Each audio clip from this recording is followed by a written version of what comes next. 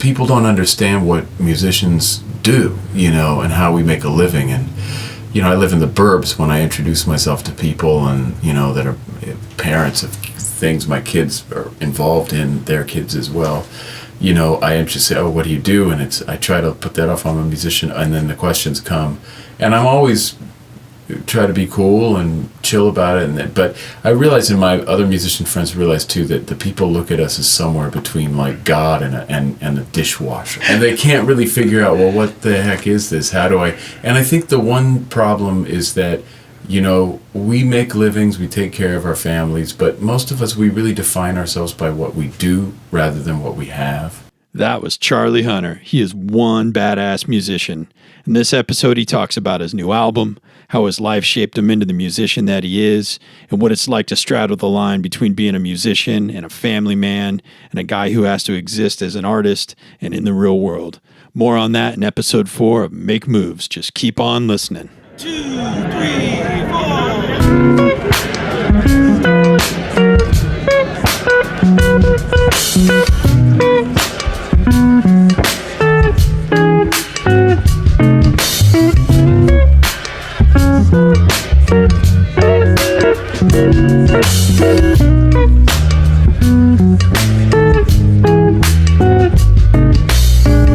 Hey, podcast people. John here. You're listening to episode 4 of Make Moves. This is a big show for me. I got to meet and interview one of my all-time musical heroes, Charlie Hunter. How cool is that? Super cool to me. I was first introduced to Charlie's music by a friend of mine who was a drummer. We used to get together and trade CDs and hip each other to new musicians. And one day he put on this album, Bing, Bing, Bing, by Charlie Hunter. He really wanted me to hear the cover of the Nirvana tune, Come As You Are. Given that it was the rock days, I thought it was going to be something rock-like.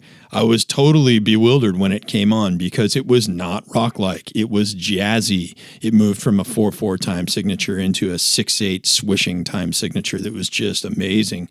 And I was listening really close and I heard bass, guitar, a saxophone, and some drums. And I was puzzling over how is a trio making 4 sounds. So I read the jewel case to the CD and I understood that Charlie Hunter was playing some 8-string guitar bass creation that he came up with. I don't know how he was playing bass and guitar and solos all at the same time, but I was immediately smitten by his technical virtuosity, as any young guitar player would have been. And I started following him. Also, right around that time, I started trying to penetrate the world of jazz and figure out what it was all about. I was trying to learn the bigger concepts of music. And over about a decade period of time, I really got deep into listening. And I noticed a trend, at least in my opinion, that, the late 90s, early 2000s, jazz was stratifying itself. There were the purists who were going to play bebop just the way it always was. There were the smooth jazz guys that were trying to cross over more into the mainstream. And I think they played sort of a toothless version of jazz, but I can't hold it against them. They were probably just trying to get by and make a buck. And then there was a group that were rebelling against the market and the genres, and they were really the innovators. And so I sort of thought, I'm going to follow the innovators. I'm not into the old-timey stuff, and I'm not into the smooth jazz, so let's see what the innovators are doing. That seems to be the mindset of jazz anyway, is to see what's next and come up with something new. And the innovators were interesting. I followed them for about a decade, and they did push the art form forward. They got progressively more creative and cerebral and clever. But ultimately, I sort of ran into a listening crisis of sorts. Although I could understand what was happening with the music, it was so out there that I really couldn't feel it anymore, and I wasn't sure how to reconcile that musically. And then something changed after about a decade. Charlie Hunter came to town, my little town. He played a super small venue. I went with some friends. We sprung a few extra bucks to sit in the front row, and Charlie played a whole bunch of music that at that point I had not heard yet. And I was just stunned. He had matured past his technical ability, and the music that he was playing was so fresh and interesting, and it was streamlined and direct, and it felt good to listen to. Technically, Charlie was as ridiculous as he always had been, but the music was fun again, and I feel like I owe Charlie because he presented a path for me to start listening again where music could be interesting and fun and new and also feel good and be a pleasure to listen to. Since then, in the last 15 years or so, I've continued to go see Charlie every chance that I get at a show. I always buy his albums when they come out. I think Charlie's continued to innovate and tweak the 8-string instrument that he once came up with. Now he's playing a 7-string instrument. But really what's so innovative about him is, I think, his way of thinking about music. Again, he's so direct and streamlined now, and the music he's playing is really about the essence of musical ideas. It's way less about showing off how much he can play, which is a lot, but it's not really about that anymore. It's about the ideas, and it's less about servicing the ego and more about the music. And I think it's just wonderful. On a musical level, I feel like I owe Charlie a lot, and I think everyone can learn something from this interview. He's such an entertaining guy to listen to. You're going to notice that this is a little bit of a short interview. When I reached out to Charlie, he was in the middle of a long run of shows up and down the California coast. And I asked if he would come on the show, and he said yes, but I knew that I was going to have to make it as easy as possible for him, as convenient as I could to do the interview. So I offered to catch him before his show at McCabe's Guitars in Santa Monica, California. We didn't have all the details worked out. I just knew that I was going to go down there, and at some point he would show up and we would have an interview. And for those that don't know, McCabe's is a really great guitar shop on Pico Boulevard in Southern California in Santa Monica. They got some really nice stuff in the shop. But at nighttime, they take a lot of it, they pack it up, and they open up the back room as a concert venue. And I think they probably squeeze in 150, maybe 200 seats max. And they have some of the best shows ever. So I knew I was going to go down to McCabe's. I called Brian and Lincoln, who are the concert guys over at McCabe's, and told them that I was going to interview Charlie. They kindly offered to set me up with a teaching room on the second floor of the store. And, they said I could interview him in a confined space. So the day of the sold-out show at McCabe's, I drove down about 100 miles to get there, and the folks at McCabe's gave me a room, as they said they would, and I set up my little mobile podcast studio. And I waited for Charlie to arrive. Wasn't really sure when. I just knew he would get there at some point. So Charlie had a night the gig before in San Jose. He apparently had played late, got 4 hours sleep, got in the car early in the morning, drove all day with his bandmates, arrived at McCabe's Guitars around 5 in the evening. He texted me, and we found each other, and we went upstairs to sit in this room at McCabe's and have an interview. And Charlie explained that essentially I had the 35 free minutes of his day. After the interview, he was going to play a sound check immediately, then he was going to eat a fast lunch, then he was going to play a sold-out show, and then he was going to hit the road again and do it all over again. So I had 20 years worth of questions that I had to squeeze into about 35 minutes. Luckily, I promised Charlie that I wouldn't ask him a lot of the regular questions that he gets about his unique instrument. I said that I would focus on him as a person because, well, that's what this show is about. But I did have to do a lot of mental editing on the fly to figure out how I could get all of this into 30 minutes. If you want to check out a longer interview with Charlie, I suggest maybe looking into the No Guitar is Safe podcast by Jude Gold. Jude and Charlie did an interview together. It was about an hour and a half long. I think Jude went to Charlie's home studio, and they did an interview with instruments in hand and actually played through some musical examples. It's a different angle of questioning that I'm interested in, but it was fascinating. I think it was great. Jude, if you're out there, boy, that was a wonderful podcast, and your production value was really impressive. Listeners, you'll notice that the production value in this particular episode is not amazing. You're going to hear things like ukuleles being practiced in the background. You're going to hear announcements over the intercom at McCabe's Guitars. But I'm actually kind of proud of that, because if you were to bump into Charlie in the wild habitat, it might be in a place like McCabe's Guitars. So I really felt like I captured a conversation with this guy in a place where you might actually run into him. And it was pretty fantastic. Okay, I'm getting tired of hearing myself talk, so I'm going to turn off my microphone. You turn on your ears. Enjoy this interview with Charlie Hunter. He's such a hoot to listen to. A lot of good stuff he talks about in here. I'll swing back to you in about 30 minutes when this is done. I thought I would share a few comments on when I feel it is okay and not okay to play an artist's pre-recorded music in this podcast. It certainly doesn't constitute legal advice. It's just some opinions of mine. Maybe you can give me your feedback. You can always email me at feedback@makemoveswithjohn.com. Okay, enjoy. Here's Charlie. Charlie, Hey, man. thanks for coming on Make Moves. My pleasure. So, for anyone who's out there in the audience who doesn't know who Charlie Hunter is, I'm going to give you a super fast overview. You can probably look on a Wikipedia page and get more information. But he's a legendary musician. He's, in my opinion, and I think many other people's opinion, sort of anomalous in the fact that you play an instrument that didn't really exist before you dreamed it up. As a matter of fact, I think you dreamed up the whole approach to music and an instrument. So talk about thinking. Okay, sure. Yeah, sure. that's a good thing for you. It currently is a 7-string thingamabobber, which has 3 bass strings and 4 guitar strings. Yeah. At one point, it was 3 bass strings and 5 guitar strings. Yes, it was. And all of that sort of for me is extraneous because the music that comes out is just the thing that's special. Oh, thank you. If you're curious, he's got about 20 albums as a leader. He's got credits as a contributor on a huge range of stuff: jazz, post-bop, hip-hop, smart garage, funk rock. Worked with D'Angelo, Garage Etoile, Disposable Heroes of Hip Hop. See, jazz names, and you got a podcast, which is... I did. We haven't done it in a long Okay, time. so it's on pause. Anyway, Yeah, the yeah. archives are great. You might want to check out Compared to What. Sure. As a leader, you've worked with bigger bands, Yeah.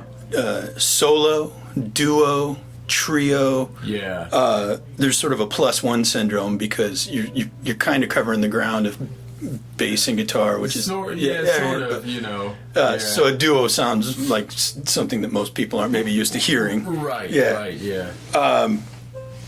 And I guess you have a new album coming out soon. Right. Yeah. It's on Ground Up Music label, and it's called "Everybody Has a Plan Until They Get Punched in the Mouth."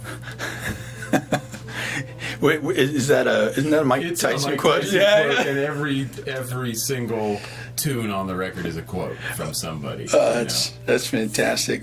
Tell me, what's that about? It seems to be a larger band. You're returning to a slightly larger quartet. format. I mean, I don't think I'll really be able to take it on the road that much, but it is a quartet with Bobby Previtt on drums, Curtis Folks on trombone, Kirk Kanufke on cornet, and myself on my instrument. Your instrument. My instrument. Okay, well, I know we're running short on time. Thanks for That's squeezing me in. okay. By Thank you for coming all the way down here. Yeah, I appreciate we're it. at McCabe's Guitar Shop in Santa Monica right before you play a show. So Exactly. Yeah. thanks for making the time again. Essentially by covering so much sonic territory with your instrument,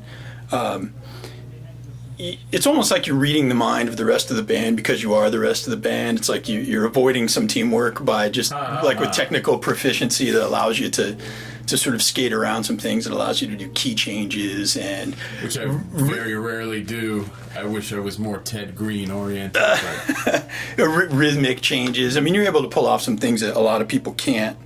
And I'm kind of curious, after you got over the technical hurdles of, how do you do that? I'm still doing the technical hurdles. Yeah. As you're sort of excavating the world from behind the technical hurdles. Right.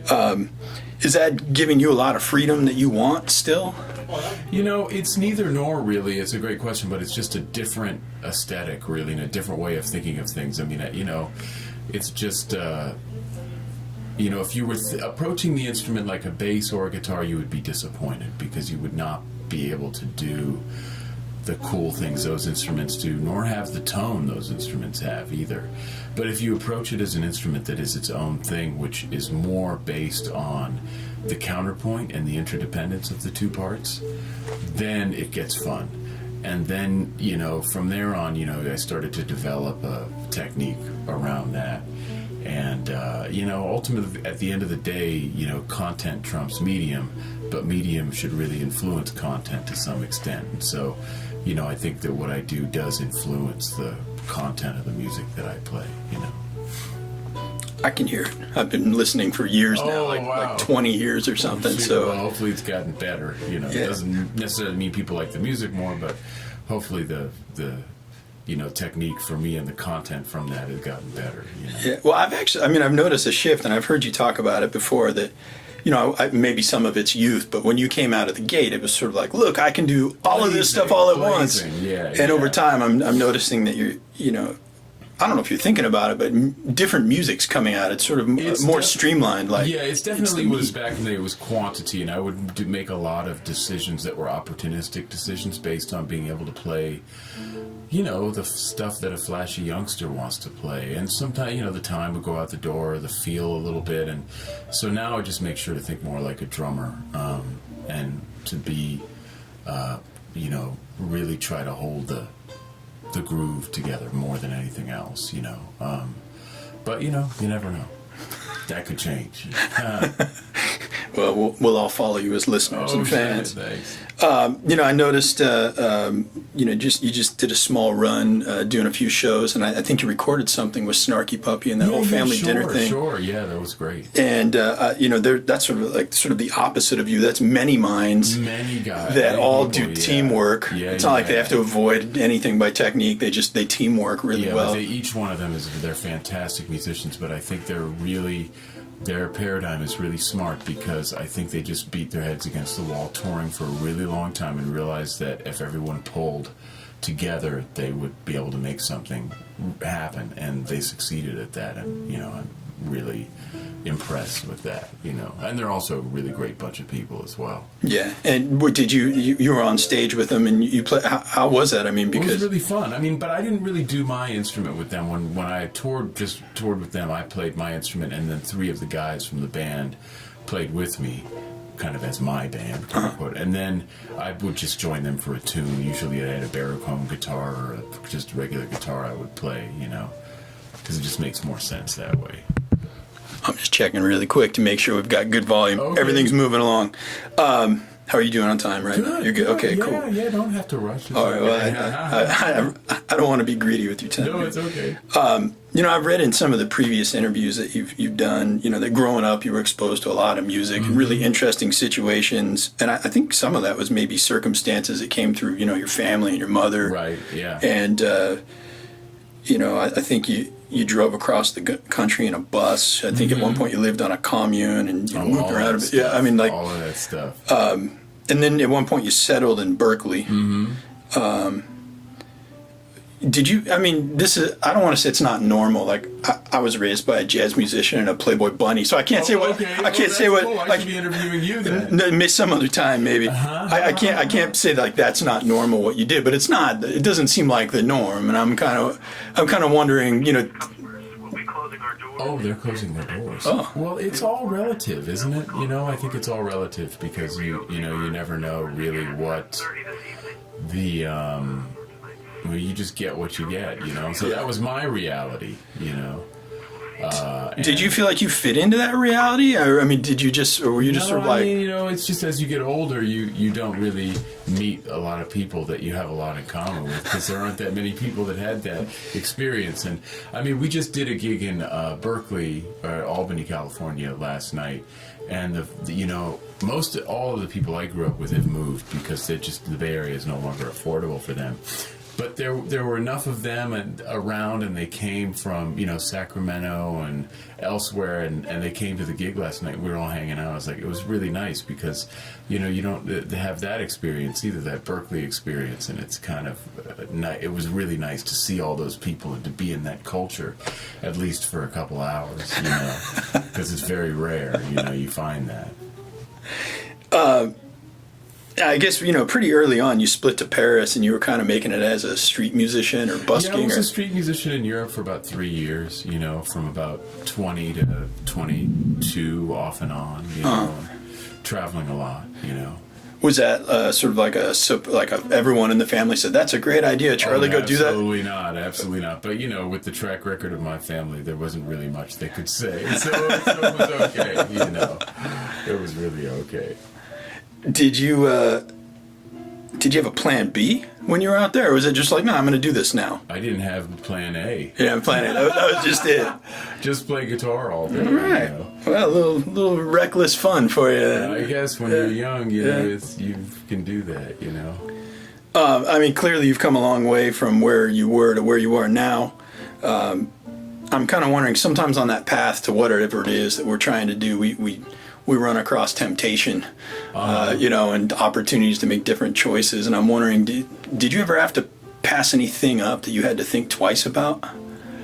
I mean, I'm sure I passed up a lot of really good opportunities to make money as a musician, but I never passed up a good opportunity to get better as a musician, or improve myself. So, I don't really have any regrets in that. I think that maybe I made some bad choices, but, I think I had a good compass in terms of what I wanted to do musically, As far as bad choices, what's the worst choice you ever made?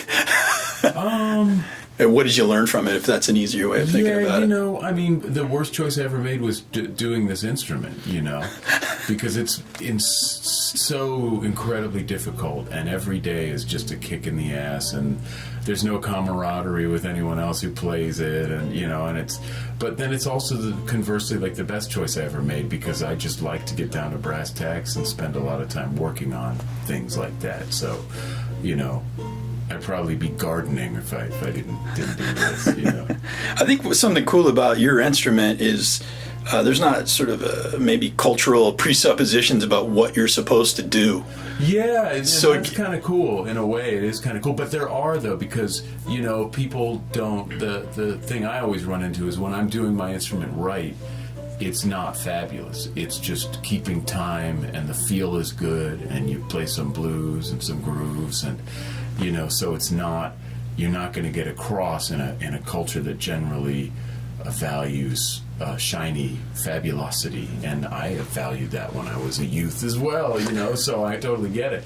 But I think a lot of what I try to do at least comes from technically the guitar background, the bass background, the drum background. But the guitar, as I get older, it becomes more and more out of that, country blues stuff, Mississippi John Hurt, Blind Blake. Well, he'd be ragtime, I guess. But, that kind of guitar playing is very important to kind of what I do. But, also a lot of drums and a lot of bass. Switch gears just a little bit. You tour the old-fashioned way. Yeah, is there another way? But I don't know. Maybe there is. I don't know. But you get in a car and you drive large distances, and you go to clubs that may be big or may be small, but you go to them. And I was just kind of curious. You said there's no other way, which makes me think maybe my next question doesn't make sense. But is that like a business efficiency thing? Is that a... Well, you got to get from place to place, and I try to keep it small because it works for me. I wouldn't be unhappy if someone wanted me to play larger venues, but I wouldn't want to have the support team that it requires and the stress that I would have to go. I've done that stuff. I didn't enjoy it. It's too stressful, and you have to have a whole business, and not a business, you manage all these things, and you just end up working way harder for less money. And at the end of the day, I think if you want to do that, it's more for your ego than for anything else. I like playing for a room of 100 people, but hey, if something bigger comes along and it works out, I'm more than happy to do that as well. Yeah. Do you have a kid? I have two. You have two kids. Are you married or? Yeah. Okay. Yeah. Or I guess sometimes when you talk to musicians, you say, "Are you still married?" Are you still married? Yeah, still am. 21 years. Crazy. Does going on the road, does that mean something different now that you have kids, or is your family just sort of built around the idea? It's built around it, and I don't go out as much as I used to. For two reasons. One, there's just not as much work, and two, I just don't want to. So it kind of works, as long as I can pay my share of the bills. You got family, but who's your... you mentioned on an instrument, or, not a lot of people play your instrument, and growing up, not a lot of people had your past. Who, aside from your family, or maybe it's just your family, who's your support network? Who do you lean on? Who do you talk to when you need to? You have your fellow musicians, really. And that's the camaraderie of that is, that's a great thing, and it's a great thing to have that group of people, it's kind of like this extended family, and so there's that. But you become a dad, and you become the support network. You don't need the support network. You are the support network. 3 minutes until we close our doors. So. I can't. I had kids. It felt like a huge shift to me. I can't imagine it feels any different to anybody else. It's huge. It's huge for sure. Massive. Is there anybody that pushes you a lot, either personally or musically? I mean, I think anyone you play with should be doing that, you know, and like the fear, not the fear, but like, yeah, the fear of playing with people who are better than you, that you don't want to let them down, you know, so that pushes you, you know. I noticed, not that I'm a stalker, but I follow you on Facebook and that kind of stuff. Yeah, I noticed sometimes you go through these fits of sharing music, and you know, sometimes it's historical stuff, sometimes it's out of left field. You know, oh, it's Ted Green Day, Otis Rush, Donny Hathaway, exactly, and I read the comments, and you know, half the time everyone who's following along is either proud that they know what you're talking about, or they're saying, thanks for opening my eyes, you know, something cool and new to listen to.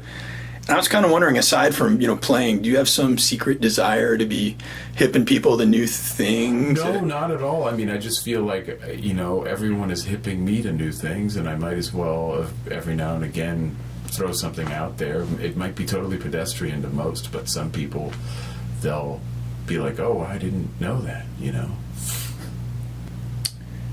You ever think about starting over and trying something different?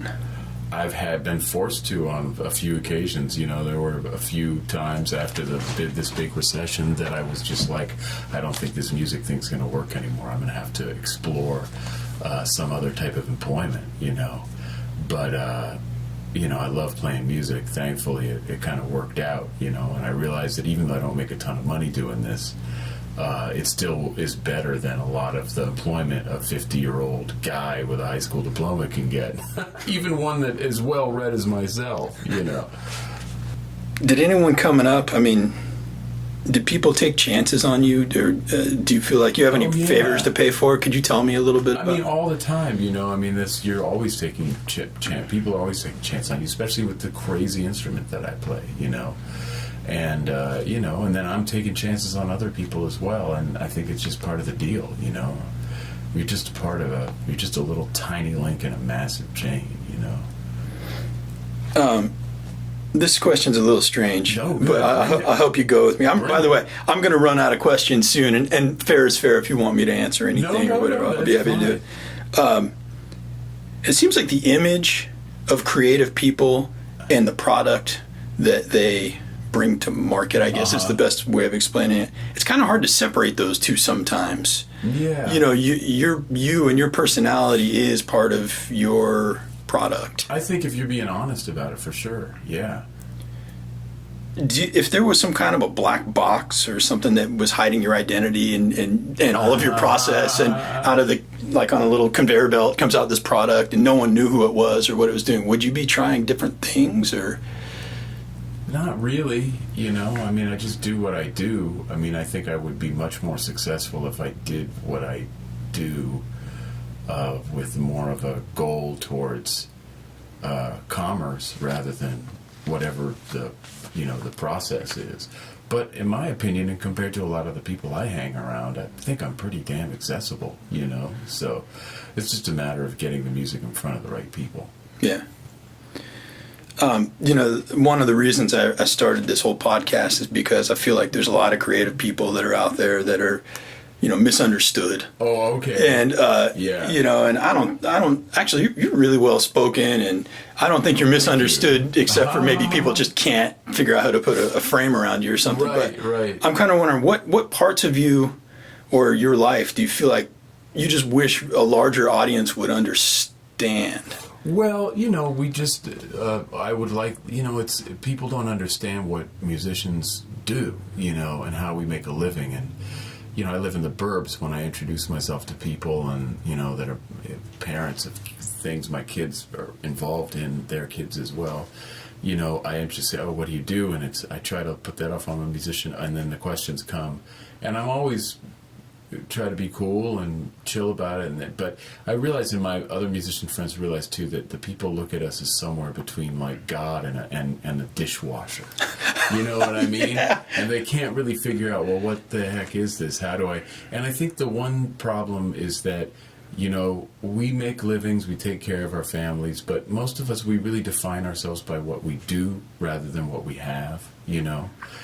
And when we do have something, there generally are tools that we use to make music or make art or whatever it is. And the other thing is, people would see, oh, he was on a D'Angelo record. He must be huge, blah, blah, blah. Well, I never really got paid for that. And it's not, you're just always struggling to kind of make a living generally. And some years are much better than others. And you'll have a couple of years where you're like, well, hey, how come I can't get a gig? Then other years you have a lot of, more gigs than you know what to do with. I haven't had one of those in a while, but, you never know. But, it's mostly just that, we're just...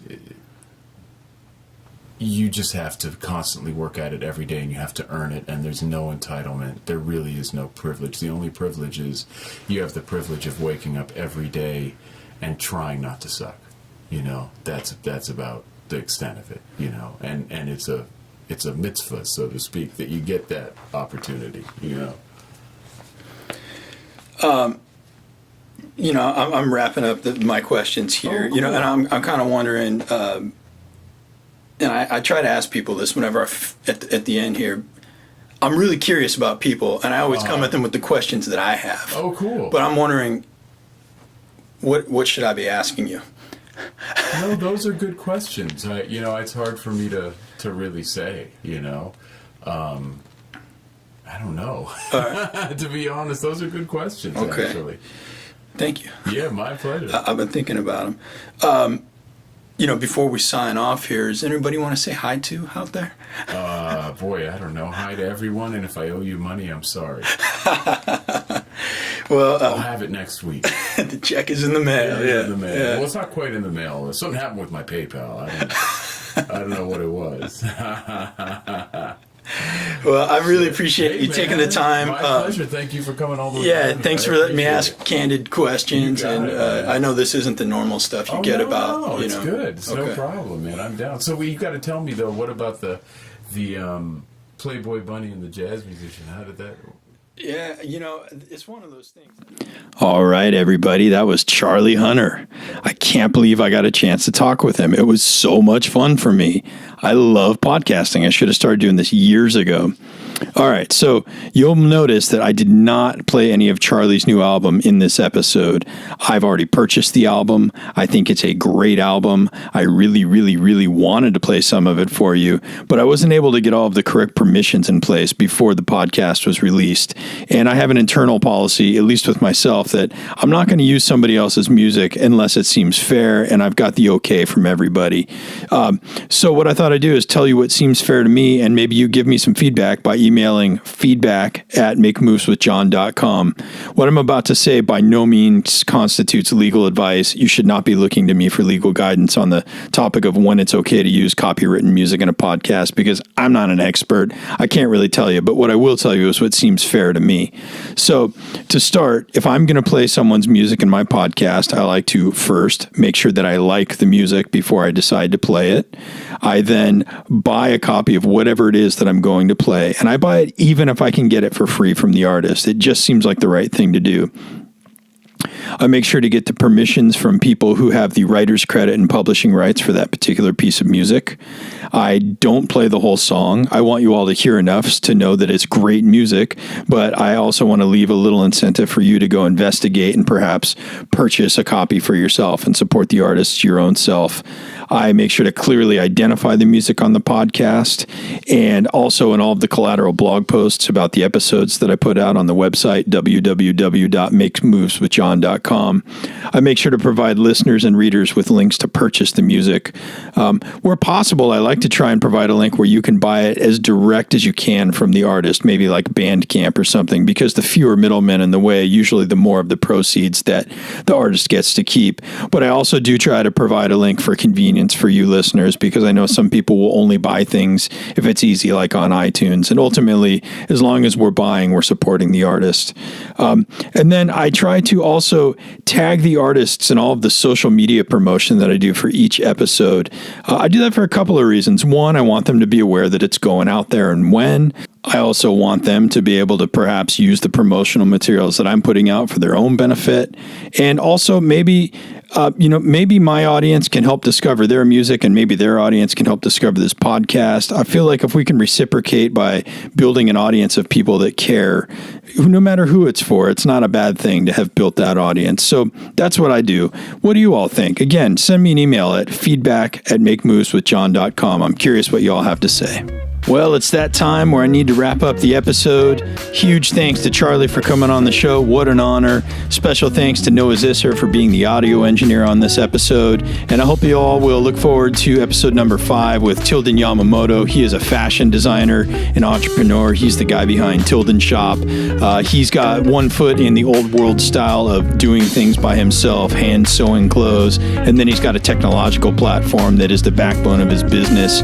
Really, really, really interesting model that he's got going. I think you will really enjoy listening to him. Okay, so that should be out in 7 to 10 days. Until then, get out there and make some moves. Take care of yourselves.